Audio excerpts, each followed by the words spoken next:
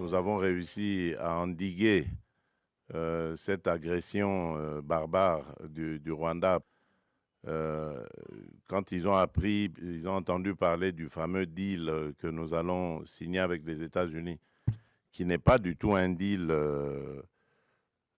qui consisterait à brader les minerais de la République, mais ils se sont vraiment déployés comme jamais, comme ils ne le font pas quand il y a des causes à défendre au pays. Mais pour ça, ils se sont vraiment déployés, tous, hein, toutes catégories confondues, hein, politiciens, religieux, société civile, tout ce que vous voulez, pour essayer d'empêcher, dissuader les Américains à faire ce deal avec nous. Donc pour laisser les Congolais dans la souffrance, ce que ça veut dire.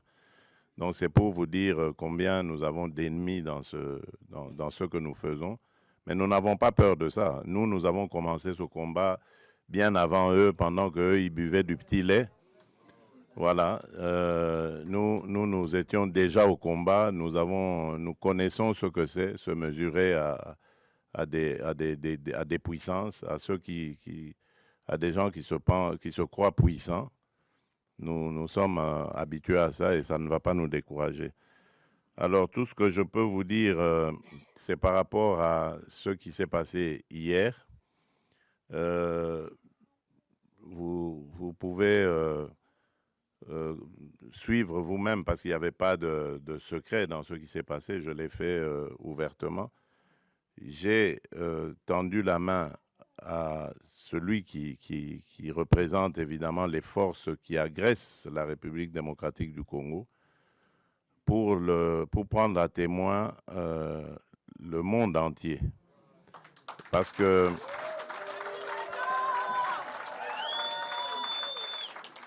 parce que depuis un certain temps, vous ne le savez pas, c'est des batailles qui se passent dans les milieux diplomatiques. Vous n'êtes pas forcément toujours au courant, mais les initiés peuvent le savoir. Depuis un certain temps, on nous faisait passer, nous les victimes, comme étant des va-t-en-guerre, alors que c'est nous qui sommes agressés et que nous avions, en tant que victimes, le droit de nous défendre. Eh bien, mais dans ce droit que nous exercions de nous défendre, on commençait à vouloir nous présenter comme